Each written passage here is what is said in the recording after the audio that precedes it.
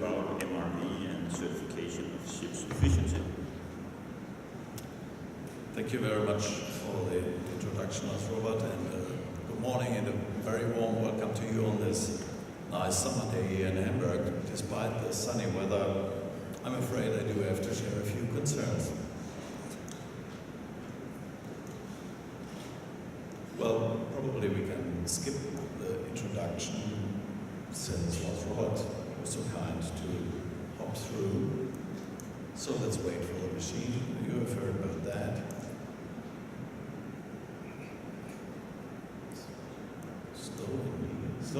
Slow steaming, right?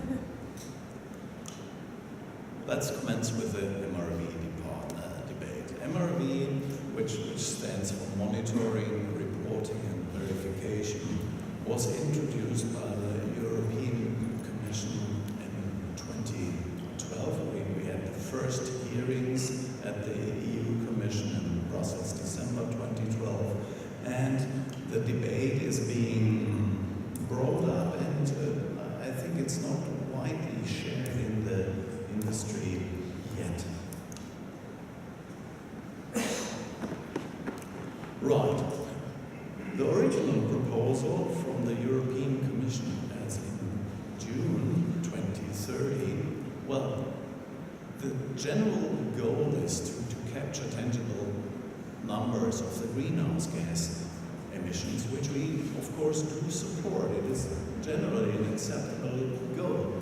And in a nutshell, the aggregated emissions from all voyages coming into the European Union, departing within the emissions in port, reporting total distances traveled, time spent at sea, transport work, cargo carried, reporting of the average transport efficiency, and finally, certify monitoring methods and results. We do ask ourselves how much of this micromanagement is really needed to achieve tangible figures on the greenhouse gas emissions by shipping. The international debate on monitoring, reporting, verification, and let's start with the EP Environmental Committee under the chairmanship of Theodore Skylakakis. They had conducted a discussion, well, going back from the 5,000 GRT threshold to 400 being aligned with MARPOL Annex 6. Also include the reporting of NOx and, well, delete the reporting of cargo and transport work. The plenary reading was mid-April, and since everything is in the flux, the proposal of the Environmental Committee was already dropped, so we are back at 5,000 GRT, the 400 GRT threshold has been skipped, and the reporting of NOx was also dropped. So that whole package will really survive the election coming Sunday. It will be taken to the next period of the European Parliament, and the three-party discussions among the Parliament, the Commission and the Council will continue. Our concern is that the solution should be really endeavored to avoid any tug of war between Brussels and the IMO MEPC in London. So MEPC 66 was held during the first week of April in London, and a number of submissions were made. There was the proposal by the United States, a three-phase approach, the ICS, support of just monitoring the fuel and the distances sailed, and the proposal by Japan and combined with Germany was more like a colorful minestrone, since it captured the EEOI, the ISPI, and was already mentioned by Mr. Werman earlier, the fourth proposal by Germany, another Another submission was made by the 28 states of the European Union, let's call it MRV Light, and the like-minded states on energy efficiency data collection system. Well, finally, IMO MEPC 66 agreed to make an intersessional correspondence group under the chairmanship of Andreas Chrysostomo of Cyprus, and as we are speaking, the correspondence group is working. So let's keep fingers crossed to reach an alignment, because what we would not like to see would be a regional solution. That it should be an international solution, and keep fingers crossed for the next IMO MEPC in the fall. There are concerns about the next steps, and we are asking ourselves, where is this development heading to? The European Union is clearly admitting to use this regime as a precondition for a future emission trading system. And an ETS will result in additional costs for our industry. And Niels Bjorn, you just dropped the figure by the World Bank. It is around the corner. The publication of commercial sensitive cargo data and, let's call it, alleged vessel efficiency will lead, to our opinion, to a name and shame system. The administrative, let's call it, data leviathan will require additional headcount for us to cope with all this data. And, sorry to blame the classification societies, all the certification will be a lucrative business for the classification societies.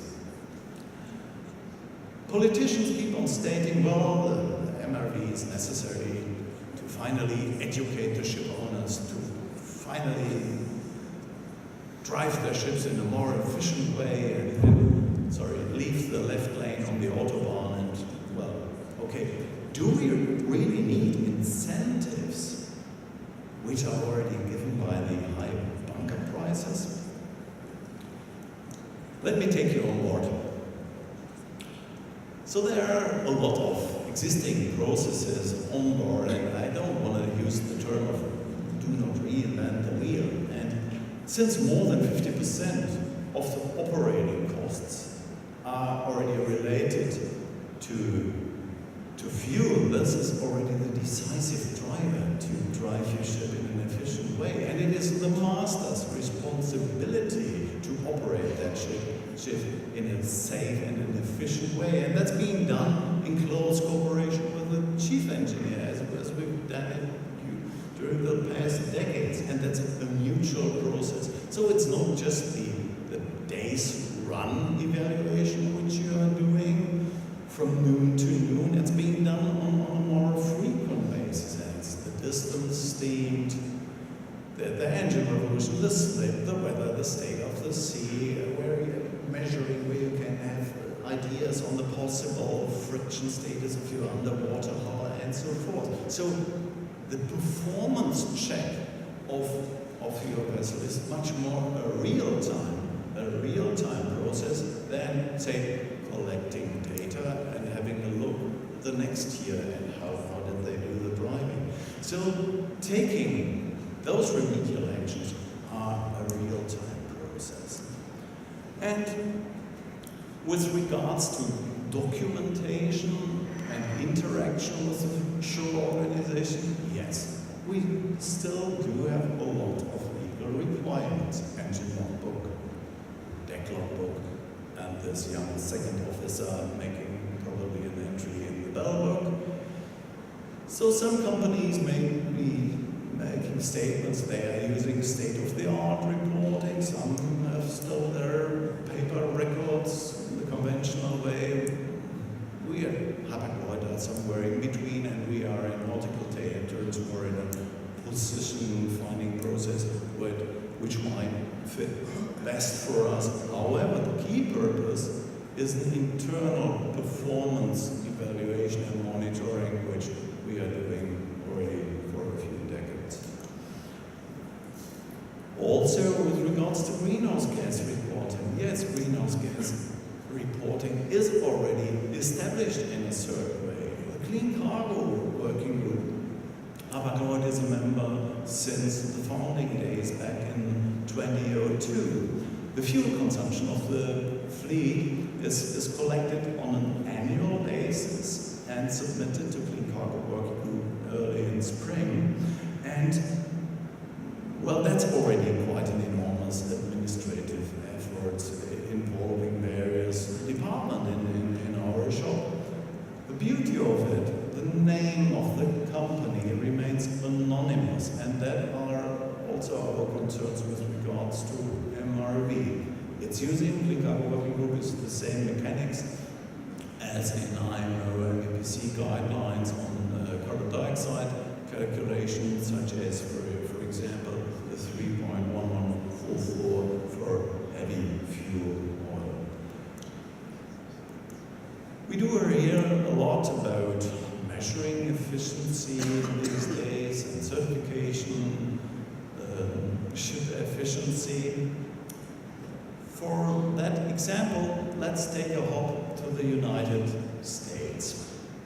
As you see, the beautiful city of San Francisco is an example. You're driving your rental car, which you just picked up at the airport, probably not the tractor trailer with a Hapag-Lloyd box in the rear, and you're listening to the traffic and the weather forecast on the radio. Yeah, we are in the US. The nominal temperature values of Fahrenheit are not coinciding with the nominal value of the centigrade. So while driving and navigating the streets of San Francisco, you are prompted to conduct a mental calculation exercise, right? Temperature Fahrenheit, subtract 32, multiply by 5, divide by 9, and here we go, you've got your temperature in centigrade. That's a well-known scenario from our temperature-controlled cargo business, and we know about the risks of claims and damaged cargo. Well, nobody wants to have the French wine deep frozen, right?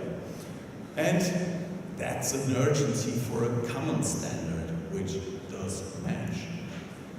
The certification of ship efficiency, we do see an abundance of initiatives by ports, privately sponsored companies, just to name a few of them on the right field. And it is the same as on our radio weather forecast. The nominal values do not match. And one particular initiative, without naming them of course, changed the way of calculating the scoring 3 times within 2 years. So how would you even match your own vessels and compare them within those 2 years if the way the algorithm how to calculate the scoring is changed? Some other initiatives do not account. Well, has there been a turbocharger cut out?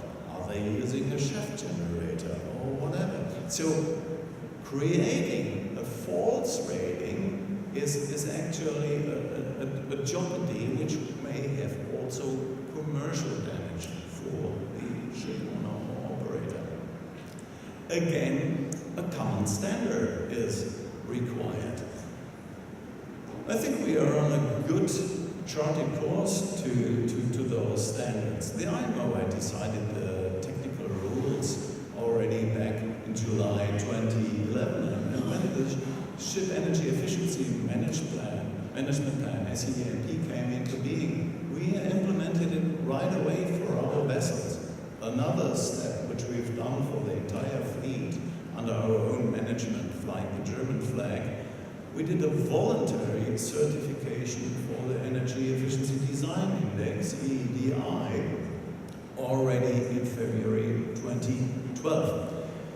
The independent classification and certification was done by the Classification Society Guntermann for the existing vessels. Again, existing, not new build. With regards to the discussion on the EEOI, Energy Efficiency Operational Indicator, we do concur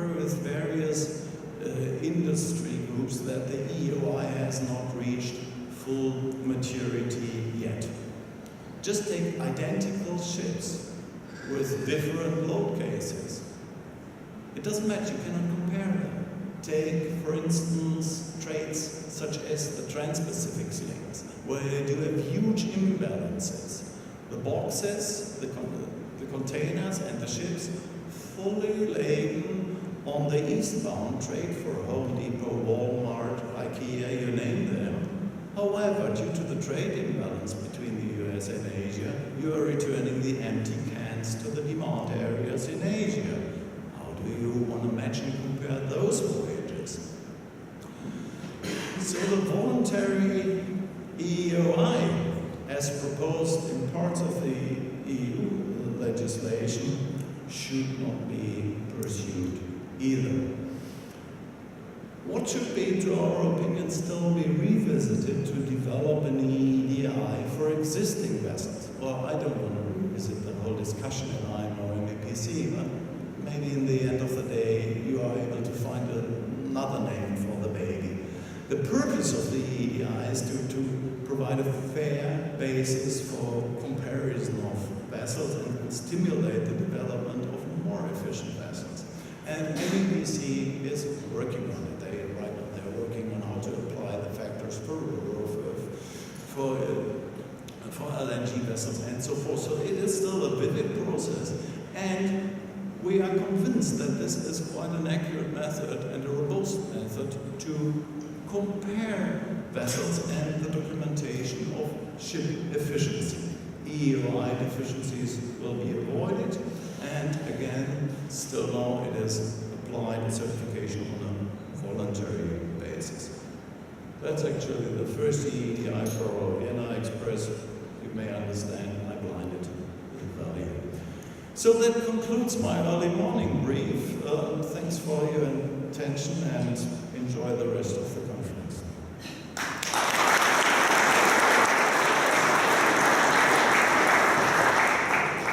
Thank you very much, Captain Guntermann, and I must say I deeply apologize for the technical issues you seem to have with the presentation equipment.